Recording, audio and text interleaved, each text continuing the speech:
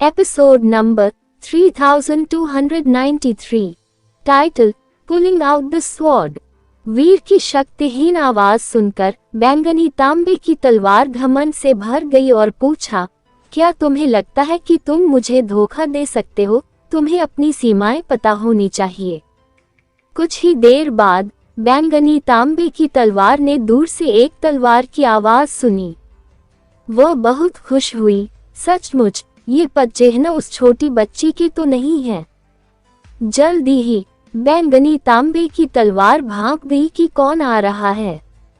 उसकी संवेदन शक्ति वीर से कमतर थी, लेकिन फिर भी काफी उल्लेखनीय थी। जब उसने उस व्यक्ति का चेहरा देखा तो बैंगनी तांबे की तलवार इतनी क्रोधित हुई कि लगभग खून उगलने लगी। वह छोटी लड़की नहीं थी जो आई थी, बल्कि एक महिला ही थी। वह छोटी लड़की से बस काफी बड़ी थी। वह एक वयस्क महिला थी। लिटिल स्वॉर्ड, मुझे पहले ले जाने के लिए शुक्रिया। मैं आगे बढ़ूंगा और इसमें देर नहीं करूंगा। वीर मुस्कुराया और अपना जियान स्वॉर्ड हिलाया। वह वयस्क महिला को आकर्षित करने के लिए कराहने की आवाजें निकालता रहा। तुम मुझे धोखा दे रहे हो, बैंगनी तांबे की तलवार ने कहा। वह गुस्से से आग बबूला हो गया। अब उसे पता चल गया था कि वीर ने उसे पूरी तरह से धोखा दिया है। अगर तुम्हें एक आदमी चुनना था तो तुमने एक आदमी को चुना, वीर ने मुस्कुराते हुए कहा। अगर तुम्हें एक औरत चुननी थी तो तुम्हें एक औरत चुननी चाहिए थी। मैंने तुम्हें पहले चुनने दिया। अब तुम जो कह रहे हो वह बिल्कुल नाइंसाफी है। उसकी संवेदन शक्ति बैंगनी तांबे की तलवार से कहीं ज्यादा प्रबल थी।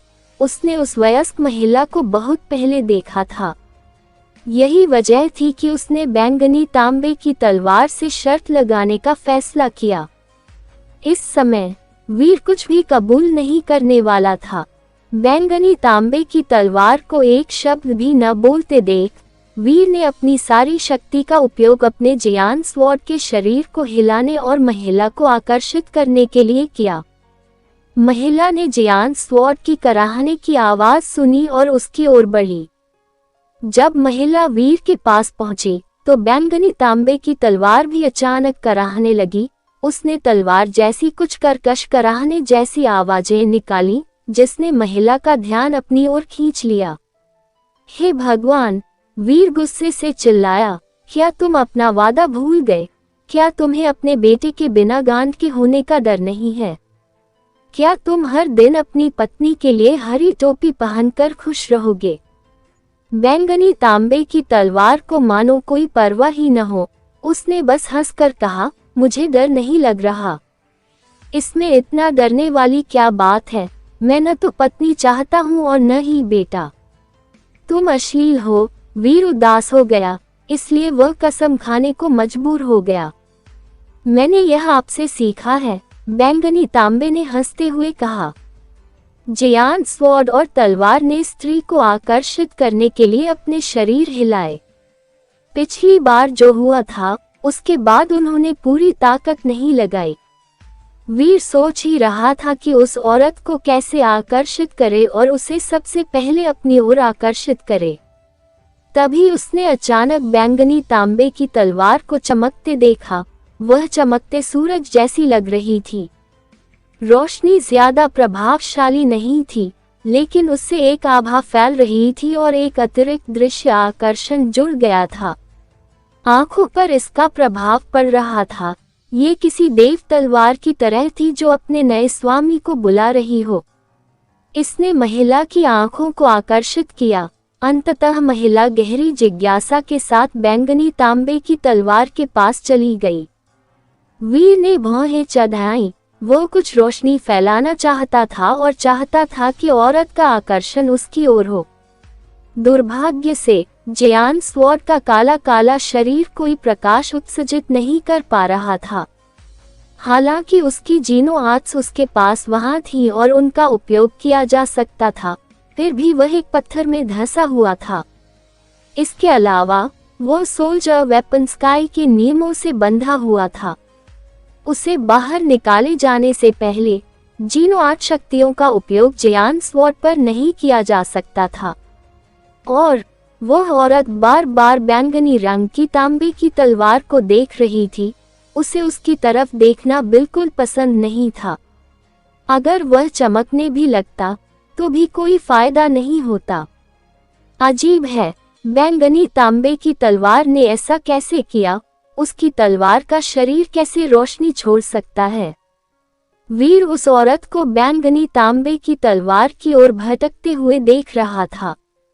उसे समझ नहीं आ रहा था कि क्या जवाब दे या क्या करे। क्या तुम्हें लगता है कि तुम मुझसे लड़ सकते हो? तुम तो बहुत कमजोर हो। बैंगनी तांबे की तलवार ऐसी लग रही थी मानो उसने पहले ही जीत हासिल कर ली हो। उसने वीर को घमंड से देखा। वीर का दिल धड़क उठा। वह जानता था कि वह चमक नहीं सकता, लेकिन उसने लिटिल जेसिका बंसल और अयाना बंसल के साथ समय बिताया था। नतीजतन उसे संगीत के बारे में कुछ कुछ पता था। वीर का दिल जोर से धड़क उठा। उसने जियान स्वॉर्ड का कंपन बढ़ा दिया। इस बार कंपन ने एक धड़कन बना दी। उसने ऊंची नीची लंबी छोटी जियान स्वॉर्ड कराहें निकाली। बैंगनी तांबे की तलवार से मोहित हुई महिला उस ध्वनि को पहचानने लगी जो एक लय के साथ चल रही थी। जैसे ही उसने अपना सिर घुमाया, वह उलझन में लग रही थी। वह उस लय का स्रोत ढूंढना चाहती थी। उसने वीर के काले जियान स्वॉर्ड को देखा और हैरान हो गई। वह अभी बैंगनी तांबे की तलवार की ओर बढ़ रही थी, लेकिन अब रुक गई थी। उसने वीर और बैंगनी तांबे की तलवार को ऐसे देखा जैसे वह दोनों में से किसी एक को चुन नहीं पा रही हो। क्या तुम्हें सचमुच मुझसे लड़ना होगा? बैंगनी तांबे की तलवार बहुत क्रोधित था। तुम ही हो जिसने नियमों का पालन नहीं किया। वह औरत मेरी होनी चाहिए थी। वीर पीछे हटने और कमजोरी दिखाने वाला नहीं था। जियान स्वॉर्ड और बैंगनी तांबे की तलवार दोनों वहां थे। एक संगीत बजा रहा था, जबकि दूसरा रोशनी से जगमगा रहा था। महिला चाहे किसी को भी देखे, उसे कोई फर्क नहीं पड़ता था। दोनों ही देखने में खास थे। महिला झिझक में डूबी हुई थी। उसने वीर और बैंगनी तांबे की तलवार को देखा। वह तय नहीं कर पा रही थी कि कौन सी तलवार ले। वे दोनों करतब दिखा रहे थे, जैसे ही वे उस महिला को अपनी ओर आकर्षित करने की कोशिश कर रहे थे। तभी अचानक जंगल से कुछ दहाड़ने जैसी आवाजें सुनाई दी। उस आवाज से महिला का चेहरा बदल गया। वीर और बैंगनी तांबे की तलवार भी ये देखकर चौंक गए। उन्हें समझ नहीं आ रहा था कि क्या हो रहा है। उसी समय उन्होंने अपनी इंद्रियां उस जगह पर गड़ा दी और एक बड़े जानवर की उपस्थिति देखी जो सेबर टूथ बाघ जैसा था। वह उस छोटी बच्ची का पीछा कर रहा था जिसे उन्होंने पहले देखा था। लड़की की गति उस बड़े जानवर से कम जरूर थी, लेकिन वह होशियार थी। भागते हुए वो जंगल में टेढ़ी मेढ़ी चाल से आगे बढ़ रही थी। इससे सेबर टूथ बाघ को उसे पकड़ने में मुश्किल हो रही थी। ऐसा लग रहा था कि वह उसे पकड़ लेगा, लेकिन वह हमेशा चूक जाता था। ये बताना आसान था कि छोटी लड़की वीर और अन्य लोगों की ओर दौड़ रही थी। वीर ने गौर से देखा। उसे समझ आ गया कि लड़की क्या करने की योजना बना रही थी। वह तेज और होशियार थी, लेकिन वह बड़े जानवर से बचकर भाग नहीं सकती थी। उसका मानना था कि 80% से 90% संभावना थी कि वह बड़े जानवर से लड़ने के लिए 2 हथियारों में से एक निकालने के लिए वहां दौड़ रही थी। अभी लड़ते रहना न तो तुम्हारे और न ही मेरे लिए अच्छा है। इससे हमारी जान जा सकती है। यहाँ 2 स्थानीय लोग हैं, मैं तुम्हें पहले ले जाने दूंगा। बैंगनी तांबे की तलवार की चमक और कराह अचानक बंद हो गई। औरत ने जानवर की दहाड़ सुनी। वह खतरे से जल्दी निपटना चाहती थी। उसने एक हथियार निकाला।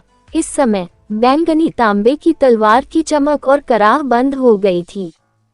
वह एक साधारण निर्जीव वस्तु की तरह था। औरत ने वीर की ओर देखा। वीर सोच रहा था, जब बैंगनी तांबे की तलवार की आवाज आई तो उसने जियान स्वॉर्ड की आवाज भी बंद कर दी। वह बैंगनी तांबे की तलवार से ज्यादा सामान्य लग रहा था। अब वह जले हुए आग की तख्त जैसा लग रहा था।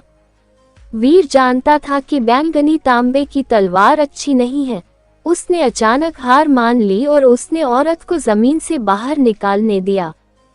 उसने ऐसा मुख्यतः उस छोटी बच्ची और भयंकर जानवर की वजह से किया। इसका क्या मतलब है? बैंगनी तांबे की तलवार ने गुस्से से पूछा। अगर मैं तुम्हें इसे नहीं लेने दूं, तो तुम मुझसे चोरी करोगे। अगर मैं तुम्हें इसे लेने दूं, तो तुम इसे नहीं चाहते। क्या तुम ये सब सिर्फ मुझसे चिढ़ने के लिए कर रहे हो? औरत ने देखा कि काली जियान स्वॉर्ड सामान्य व्यवहार कर रही है और उसका चेहरा बदल गया है।